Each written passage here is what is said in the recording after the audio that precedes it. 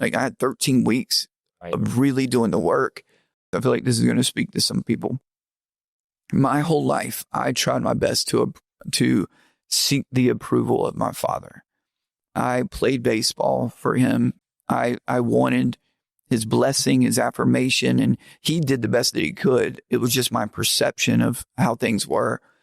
And one of the things they talked about in rehab is that I can't crawl back into my father's lap and just feel his physical affirmation as a 5-7-year-old, which got really stolen with the sexual abuse.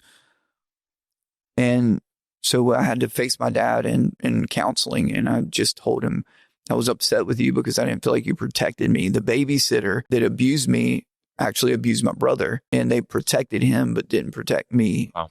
Now, that could be actual or just perceived. And so he didn't know, and he didn't have light on it. Of course, he would not want that to happen to me. Right. But in that midst, I watched him break. And as my father likes weeping and just apologizing, they tell me to go sit in my dad's lap. Wow. And I literally sit in my dad's lap, and he like holds me. And like I felt his hands for the first time. And like I really looked at his hands, and it was like he just held me, and it was like, bam, it broke. Like this approval, looking for the love of my father, like broke in an instant. And I got an opportunity that a lot of people don't get. The gift of rehab and the gift of counseling was that I got to face that lie that was there. He wasn't intentionally doing any of it, and it might not even been like reality, but it was my experience. Yeah.